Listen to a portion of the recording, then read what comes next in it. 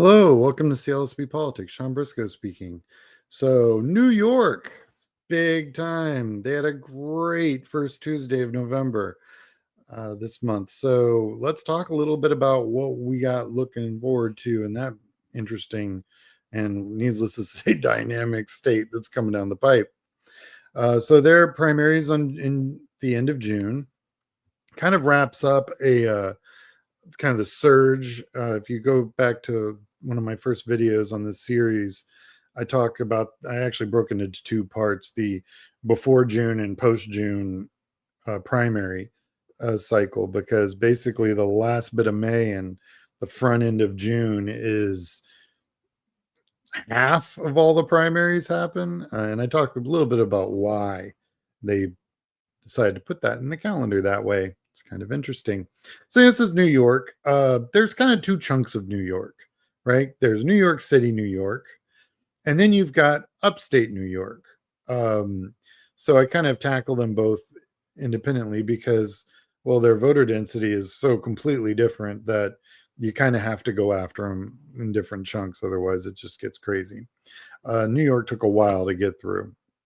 So it has 16 congressional districts, of which there are three that I think definitely in play in 2026. I think 1, 2, and 11 are within the margin. I think we saw double-digit swings in New York. I don't think we're going to see that necessarily, but high single digits, sure, why not? A lot of young people out there pissed off, want different leadership. So let's kind of take a look and see what that actually looks like. And we've got, I have to go back and redo this whole state in January anyway, because I cannot even imagine how many young 30-somethings are going to be running for Congress after what Mamdani did. This because the deadline's actually in mid-December for filing with the FEC to run for office. So, and plus states have different qualifying requirements, signatures, things of that nature. So, but every state's a little different. Some you have to get signatures, some you can just pay to get on the ballot. But no matter how that works out, I think we're going to have a lot of primary action in New York. I think that's just what's going to happen. So this is what upstate New York looks like. 21 is pretty safe. It's 20 points. It's not going anywhere. 23 is also pretty safe. 24 is pretty safe. So you got some districts in here that are definitely not going anywhere.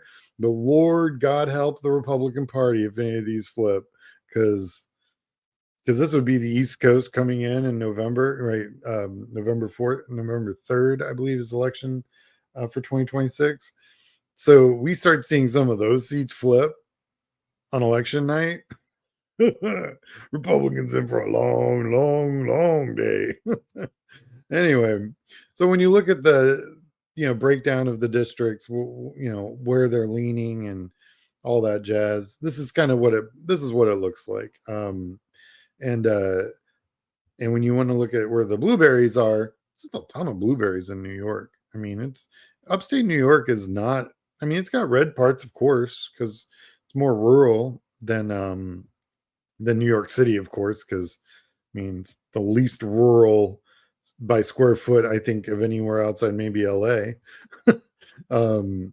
Demographically, though, when you get up in upstate New York, it gets really, really white. Not a lot of minority groups, but I mean, there are some. Of course, they're right where the blueberries are, but demographically speaking, it's pretty white in upstate New York.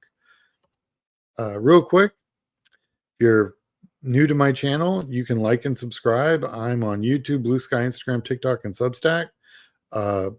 You can go to my website, clsbpolitics.com, if you're thinking about running for office or looking for general consulting advice, what have you. You can go there. You can email me at Sean@CLSBPolitics. No problem. All right. Let's talk about District 1. So it's held by a Republican, LaLota, Nicholas LaLota. I hope I'm pronouncing your name correct. I just feel like I destroy half these names. Incumbent Republican. I think this is one of the ones that, Christopher Gallant or anyone else that decides to join this race tries to run. Hey man, stranger things have happened. It's not a huge margin. District 2, Andrew Garbarino. I think I got that one. Sitting at $2 million, pretty safe. I mean, he's got the resources, but man, New York's an expensive place to run. So that's probably, I mean, it's probably a $4 million race, probably when it's all said and done, especially this cycle. Also, I mean, honestly, it's not like these are a couple of the races that I pointed out. These margins are not very large, and if you get into some high single digit swings, this is a seat that could flip. 4, Laura Gillant, not going anywhere. No Democrat seems to have any resources to run against her. Already sent at 1.5, probably pretty safe. Meeks, same thing. Don't see any real data pushing Meeks around. I think Meeks is right where Meeks is going to be at $2 million, and she'll raise more than that. Sorry, he will raise more than that. Grace Ming, 6, not sitting at $1 million, which is a little off for a congressional race in New York, but still not a lot of other people running in this seat, and pretty safe. Also, man, small district. This is just nothing but density in this district. I mean, I'm curious, like, these are the districts that kind of confuse me a little bit because I haven't done a lot of, to be honest, most of the field program work that my firm does is in suburbs, tract housing, think that kind of thing. One of our biggest problems are apartment complexes, gated communities, because we can't get into them very easily. This district has to be all that. It's got to be all, you got to buzz in through the door kind of situation. So field programs in this kind of environment must be interesting.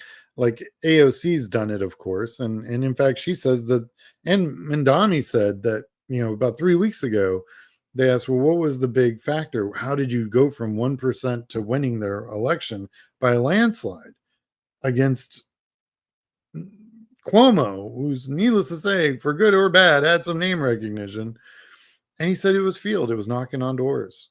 So I'm always curious as to what that looks like in an environment like this. Um, so, uh, so Hakeem Jeffries, sitting at 6.6 million, not, although everyone's talking about, hey, is Mandami going to run for Hakeem's seat and blah, blah, blah. Well, not this cycle. And since he's sitting at 6.6 million and the Vance Bostic hasn't even filed anything as FEC, seriously doubt that he's going to be able to compete against Hakeem in this district. So we'll see. Goldfarb. This is District 9's a weird one. There's no incumbent. No one's filed anything with the FEC. This is one I'll have to come back to because there just wasn't a lot of information, and it should be Democrat. So we'll see. District 10, Daniel Goldman. So he's got a lot of debt in his FEC report. I don't know this. I think this is probably a mistake. No one's going to run at 4.8 million in debt, unless he's just buying lunch for everybody and doesn't care. I mean, it's possible, but he's sitting at 1.16, so probably not going anywhere. And no Democrats really raised any real money to offset that. Real quick, like and subscribe if you haven't. These are the places I'm at. Appreciate any support. Always helps. District 11. Okay, Nicholas. Well, he's a Republican in District 11. I think sitting at $2 million, the Troy McGee is obviously not raised much money. Man, this is one of those seats, and I'm like, anyone got any real money behind it? I don't know, man. Republicans in this neck of the woods, yeah, it's a different world. District 12, another open seat. Everybody and their grandma's running for it, and right now it looks like a lot of people hadn't really filed much. But the ones who've had, so you got Lasher sitting at 665,000 cash on hand. That's solid for a September filing. And then you've got Pardee, Alan Pardee. Sorry, guy. Sitting at $500,000 with $250,000 in debt. Still solid. Could pay that debt off, no problem. Still have plenty of cash on hand. And of course, like I said, this is a September filing, so raised money since then for sure.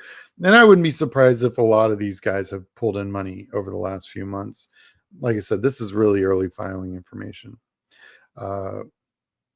Okay, so we got another Democrat incumbent in $1 million. Again, not a lot of primary opponent fundraising. Feel like this probably safe seat. Well, definitely safe for Democrats, of course, but I don't feel like the incumbent's in any real danger. AOC. So, for those of you that don't know yet, I'm a huge fanboy for AOC. I just absolutely adore her. She is. There are few candidates in this country I would absolutely go to the mat for, and just she called me up tomorrow, I'd be like, "Where do you need me?" She's one of them. Also sitting at $11.8 million. AOC's not going anywhere. Now, there is a lot of talk about AOC running for Senate one day.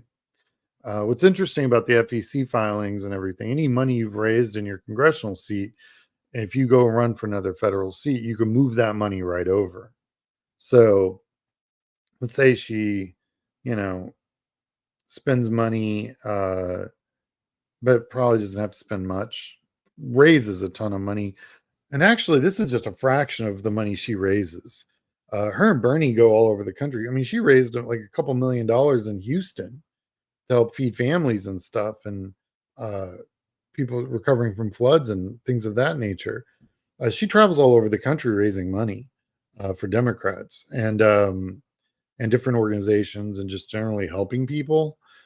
So this is but a fraction of what she's raised.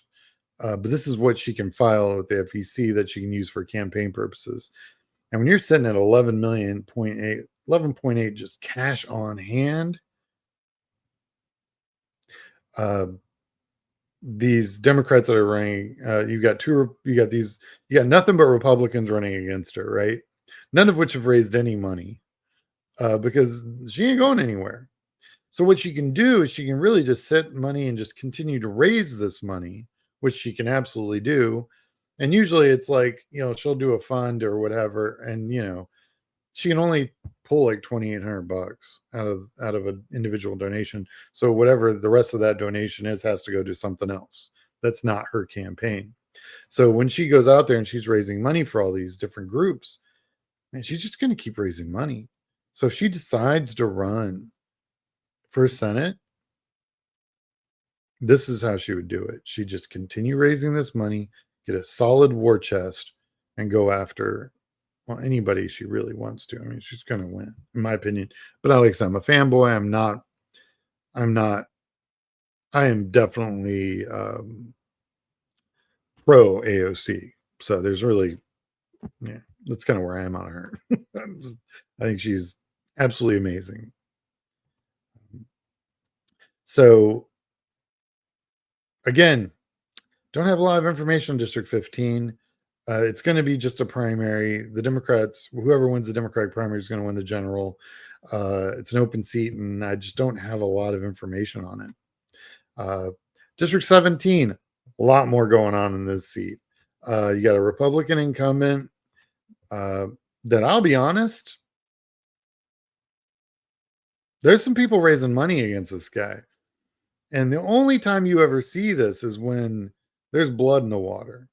And uh, Lawler is definitely in trouble. The math says that he should. This is one of my seats I think is probably going to flip in New York. And you've already got candidates. Yeah, you got, Peter Chatsky, sitting at just under a million. Of course, he self-funded 750,000, but he could already pay that back, right? You've got Connolly sitting there at $1 million basically. You've got Davidson also sitting at over 500,000. You've just got a lot of candidates with a lot of juice already, and the primary is going to be battled out amongst them. Then they're going to go after Lawler, and this is not going to be a good cycle for him. And I think everyone knows it. So this will be one of the ones that the Republicans, if they want to hold on to, are going to spend a lot of money. And I still think they're going to lose it. But by all means, GOP, go ahead and spend that money. Appreciate it. District 18. This is the one that's just beyond 17. It's in Democrat incumbent. It's in a 2.2. The Republican hasn't raised any real money yet. So feeling like this one's safe. 19. Another Democrat incumbent. Again, no one's raising any money against them. 21. More interesting, right? You've got a Republican incumbent, Stefanik, right? And then you've got Blake. Oh my God. Blake, I apologize for what I'm about to do to your last name, but Jimbadian? I apologize. Devine? Jen Devine. All right, we're going to go with that. $2 million. Way to go, dude. I mean, Blake, way to go. 100%. That's what you have to do. Stefanik's sitting at 10 million. It's a big district, right? It's a lot of geography here. My advice is hit the field. There are ways to build out rural field programs. They are more expensive than urban suburban field programs, but I think that's what's going to be necessary to flip this seat. If you get this video, come talk to me. Be interested in this one. Congressional District 12, incumbent Democrat. Again, Republicans haven't raised any real money. This one's a safe one. You've got Congressional District 23. Lots of geography in this one as well. That whole southern chunk of upstate New York. Yeah, I'm not feeling like Langworthy is in any trouble here. The Democrats just don't seem to be generating a lot of the resources necessary. Geese is probably the closest. Curious to see if they get a bump. And honestly, I think a lot of these Democrats are going to get a serious bump in their donations because I think people see the direction that New York's headed. District 24, another incumbent Republican. Again, same story. Not seeing a lot of activity. We'll come back and look at this one. And if there's something worth reporting, I'll pay attention. Well, that's kind of New York in a nutshell. Thanks for watching. I think there's a lot of interesting things going on in this state. Definitely keep paying attention to upstate New York. I think that's where the battles are, of course. If we're going to flip any more seats, it's where it's going to happen. And you've got a lot of Democrats have already raised some real resources up there. So it's a lot of hope. So check out my website, CLSB Politics. You can go to my YouTube, Blue Sky, Instagram, TikTok, Substack. On YouTube, you can go and donate to the channel at PayPal. On Substack, you can become a paid monthly member or do a year subscription or however you want to play that. On my Substack, all that really just helps keep this channel up and running. All right, everybody. Hope everyone's having a great day. Man, New York that was a big one. All right, talk to you later.